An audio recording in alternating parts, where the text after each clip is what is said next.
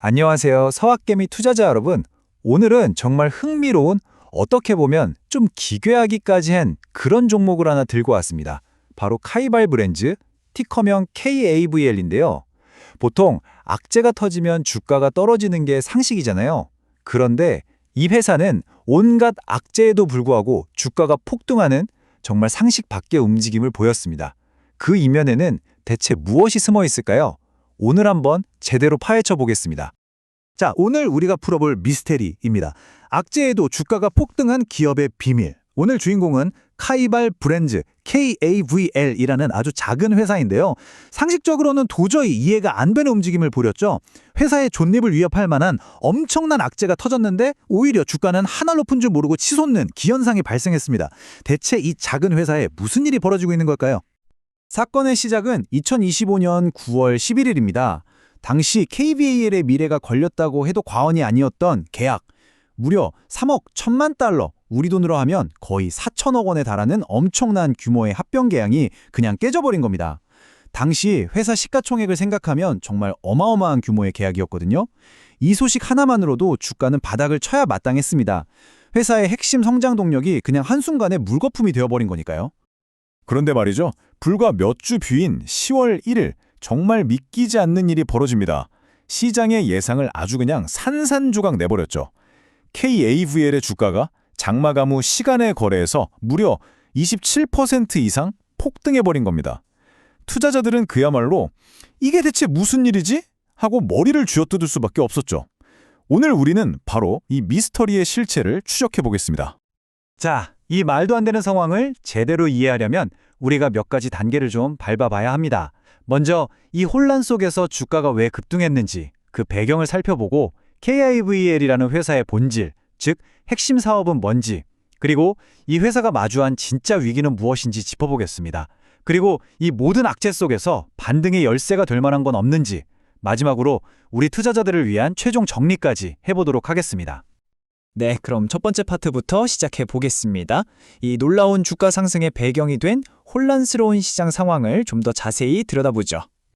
10월 1일 주가 폭등. 이게 그냥 단순히 주가가 올랐다 이 수준이 아니었어요. 진짜 놀라운 건 거래량입니다. 그날 하루에만 850만 주가 거래됐는데 여러분, 이 회사의 전체 유통 주식 수가 560만 주밖에 안 됩니다. 이게 무슨 말이냐면 시장에 풀린 모든 주식이 하루 만에 최소 한 번 이상 주인이 바뀌었다는 얘기죠. 이런 현상은 전형적인 숏스퀴즈의 신호탄일 가능성이 매우 높습니다. 쉽게 말해서 주가 하락에 베팅했던 공매도 세력들 있잖아요. 주가가 오히려 오르니까 손실을 줄이려고 허겁지겁 주식을 다시 사들인 겁니다. 이들의 다급한 매수가 불타는 주가에 기름을 붓는 격이 돼서 폭등을 유발한 거죠.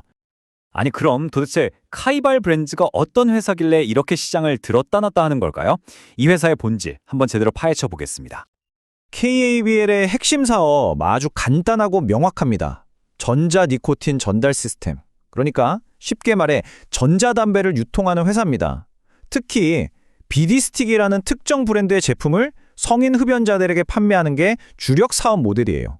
회사 스스로는 혁신적인 제품을 발굴하는 인큐베이터다 이렇게 포장하지만 현실은 사실상 이 전자담배 유통 하나에 거의 모든 걸 걸고 있는 구조입니다. 자, 이 차트를 보시면 KAVL이 처한 상황이 한눈에 들어오실 겁니다. 과거 재무 데이터를 보면 전체 매출의 90% 이상이 바로 이 비디스틱이라는 단 하나의 제품군에서 나왔습니다. 이건 어떻게 보면 이 회사의 가장 큰 강점이자 동시에 가장 치명적인 약점이라고 할 수 있겠죠? 특정 제품에 대한 의존도가 이렇게 높다는 건 외부 환경, 특히 FDA 같은 규제 당국의 결정 하나에 회사 전체의 운명이 흔들릴 수 있다는 뜻이니까요.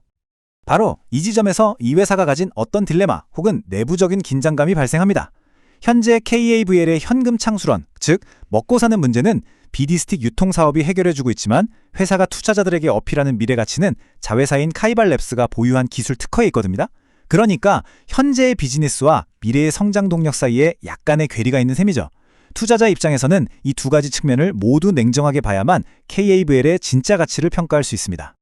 자, 그럼 앞에서 말씀드린 이 구조적인 문제가 현실에서는 어떤 위기로 터져 나오고 있는지 이제 KAVL이 마주한 아주 심각한 약재들을 하나씩 까보겠습니다. 이 그래프를 보시면 회사가 얼마나 심각한 재정 압박을 받고 있는지 정말 뼈아프게 느껴지실 겁니다. 2023 회계연도에 2,500만 달러였던 매출이 1년 뒤인 2024년에는 1,200만 달러로 줄어듭니다. 단 1년 만에 매출이 반토막, 정확히는 52%나 증발해버린 거예요. 이건 주력 사업인 전자담배 시장의 경쟁이 그만큼 치열해지고 규제는 강화되면서 회사가 직격탄에 맞았다는 걸 의미합니다. 2025년 9월은요, KABL에게는 정말 악몽 같은 한 달이었습니다. 악재가 무슨 도미노처럼 그냥 쉴 틈 없이 터져나왔거든요. 9월 11일 회사의 미래를 바꿔줄 거라 기대했던 인도 대기업 델타코프와의 합병이 무산됐다는 소식이 터집니다. 엄청난 충격이었죠. 바로 다음 날인 12일에는 분기 실적 보고서 제출을 미루겠다고 발표하면서 시장의 신뢰를 더 깎아먹었고요. 며칠 뒤인 16일에는 결국 전년 대비 매출이 40%나 급감했다는 처참한 3분기 실적을 공식 발표했습니다. 자, 정리를 해보자면 이겁니다. 현재 KABL은 규제, 재무, 전략, 이 모든 면에서 그야말로 지뢰밭을 걷고 있는 형국입니다. 미국 FDA가 언제 판매 금지 명령을 내릴지 모르는 규제 불확실성이 항상 존재하고요. 단일 제품에 대한 높은 의존도 문제는 여전하죠. 계속 적자를 보면서 현금은 빠르게 타들어가고 있어서 돈을 더 구해와야 하는데 이건 기존 주주들의 지분 가치가 희석될 수 있다는 위험을 의미합니다.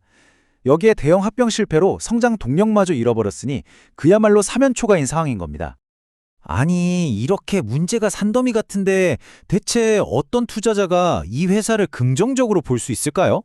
자, 지금부터는 동전의 뒷면을 한번 살펴보겠습니다. KAVL의 잠재력은 어디에 숨어 있는지 말이죠. KVL을 긍정적으로 보는 투자 논리는요, 바로 이 숫자 58에서부터 시작됩니다. 이게 뭐냐면 자회사인 카이발랩스가 가지고 있거나 현재 출원 중인 증기화 기술 관련 특허의 총 개수입니다. 지금 당장의 매출과는 상관없지만 이 회사가 미래를 위해 차곡차곡 쌓아온 기술적 자산인 셈이죠. 이 지적재산권, 우리가 흔히 IP라고 부르죠. 이게 바로 KBL의 숨겨진 가치의 핵심입니다. 이 특허들이 그냥 전자담배 만드는 기술에만 머무는 게 아니고요. 니코틴 용량을 정밀하게 제어하거나 제품을 신전하게 보존하고 사용량을 추적하는 그런 기술들까지 다 포함하고 있어요. 여기에 세계적인 담배 회사인 필립 모리스 인터내셔널과 국제 라이센싱 계약까지 맺었습니다. 이건 이 기술력을 가지고 글로벌 시장으로 나아갈 수 있는 아주 중요한 발판이 되는 거죠. 즉, 현재 비디스틱 매출과는 완전히 다른 장기적인 성장 스토리를 만들어낼 잠재력이 있다는 뜻입니다. 지금 모바일 앱과 연동되는 스마트 기기 같은 신제품도 개발하고 있고요. 물론 그렇다고 지금 당장 돈을 벌어다주는 주력 제품을 무시할 순 없겠죠. 2021년에 나온 한 연구 결과를 보면 비디스틱이 일반 담배랑 비슷한 수준의 니코틴 흡수율을 보여주면서 만족스러운 대체제가 될 수 있다는 평가를 받았습니다. 이건 제품 자체의 경쟁력은 있다는 뜻이고요. 만약 FDA라는 규제 장벽만 잘 넘어선다면 다시 한번 도약할 수 있는 펀더멘털은 갖추고 있다는 의미로 해석할 수 있습니다. 자, 지금까지 긍정적인 부분과 부정적인 부분을 모두 꼼꼼하게 살펴봤습니다. 이제 이 모든 정보를 종합해서 우리 투자자들은 어떤 관점을 가져야 할지 최종적으로 한번 정리해 보겠습니다. 이 표를 보시면 아시겠지만 KAVL은 정말이지 전형적인 고위험 고수익, 하이리스크, 하이리턴 마이크로캡 주식의 모든 특성을 다 가지고 있습니다. 한쪽에는 58개나 되는 강력한 특허 자산과 필립 모리스라는 글로벌 대기업과의 파트너십, 이걸 통한 미래 성장 가능성이라는 아주 밝은 청사진이 있죠. 하지만 다른 한쪽에는 단일 제품에 대한 살인적인 의존도, 심각한 현금 고갈 문제, 대형 합병 실패라는 뼈아픈 과거, 그리고 무엇보다 FDA라는 거대한 규제 리스크라는 어두운 현실이 딱 버티고 있습니다. 결국 우리 투자자들이 스스로에게 던져야 할 질문은 바로 이겁니다. 과연 KABL이 가진 이 특허라는 깊은 잠재력이 현재 회사가 마주한 이 모든 현실적인 위기들을 다 이겨내고 마침내 빛을 발할 수 있을 것인가? 어쩌면 이것은 세계의 반등을 노려볼 수 있는 절호의 기회일 수도 있고요. 반대로 모든 것을 잃을 수도 있는 아주 위험한 도박일 수도 있습니다. 그 판단은 결국 우리 투자자 각자의 몫이겠죠. 오늘 분석이 도움이 되셨다면 구독 부탁드립니다.